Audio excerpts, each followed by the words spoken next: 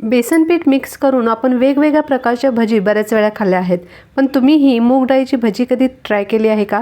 चवीला खूपच अप्रतिम होते, त्याचबरोबर अतिशय कुरकुरीत होते। आता तुम्हाला आवाजावरूनच लक्षात आलं असेल की भजी किती कुरकुरीत झाली आहे आणि सर्वात महत्त्वाचं म्हणजे मूग डाळीची असल्यामुळे अतिशय पौष्टिक देखील आहे। ही डाळीची भजी बनवण्याची पद्धत देखील अतिशय सोपी आहे। चला तर मग मूग डाळीची भजी बनवायला सुरुवात करू। नमस्कार, मी स्वाती आणि आज आपण मूग डाळीची भजी बनवणार आहोत। त्यासाठी इथे मी 1 वाटी मूग डाळ 4 तास पाण्यामध्ये भिजवले होते।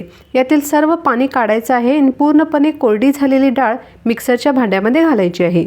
यामध्ये 1 इंच आलं, त्याचबरोबर 8 ते 10 लसणाच्या पाकळ्या, 2 हिरवी मिरची घालायची आहे आणि पाणी न घालता हे दरदरीत असं वाटून घ्यायचं आहे। आता तुम्ही पाहू शकता अशा प्रकारे हे मिक्सरला बारीक करून घेतलं आहे। अशा प्रकारे हे दाटसरच मिश्रण हवं आहे आपल्याला। आता हे एखाद्या मोठ्या भांड्यामध्ये काढायचं आहे, कारण हे मिश्रण जे आहे आपल्याला हे फेटून घ्यायचं आहे। फेटून घेतल्यामुळे यामध्ये हवा तयार होते आणि भजी आतून एकदम स्पॉन्जी आणि बाहेरून कुरकुरीत होतात। पाण्याचा अजिबात वापर न करता ही भजीचं पीठ फेटल्यामुळे अगदी हलकं होतं आणि सोडा न घालता देखील भजी खूप छान होतात।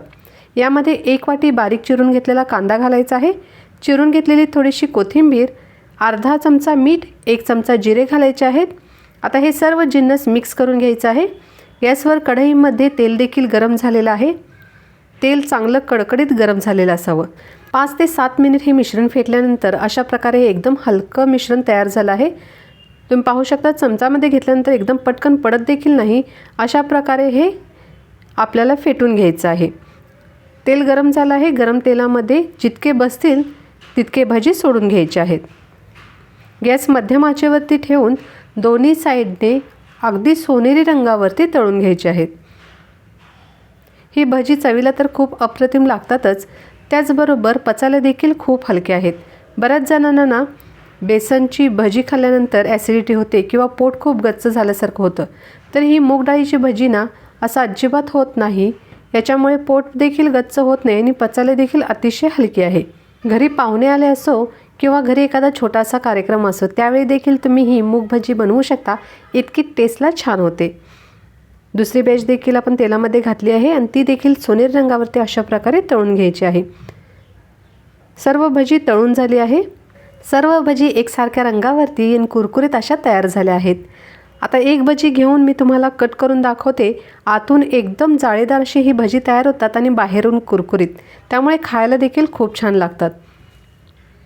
आता भजी थोडीशी गरम आहे, कट करून दाखवते। पाहू शकता एकदम आतून जाळीदार अशी ही भजी तयार झाली आहे। आता बरेच जण ना ह्या मूग डाळीच्या भजीबरोबर कच्चा कांदा कट करून घेतात, त्याचबरोबर तळलेली हिरवी मिरची घेतात। कच्च्या कांद्याबरोबर ही भजी ना खूप छान लागते। काही जण याला मूग डाळीचे पकोडे देखील बोलतात। तर तुम्ही देखील ही भजी नक्की ट्राय करून बघा, तुम्हाला देखील खूपच आवडेल। सर्वात महत्त्वाचं म्हणजे टेस्टला अतिशय बेस्ट होते। रेसिपी आवडली असेल तर व्हिडिओला लाईक करा, चॅनलवरती नवीन असाल तर चॅनलला सबस्क्राईब जरूर करा। नेहमी करतो त्या भजींपेक्षा वेगळी ही भजी नक्की ट्राय करून बघा। परत भेटू पुढील रेसिपीसह, तोपर्यंत टेक केअर, बाय बाय।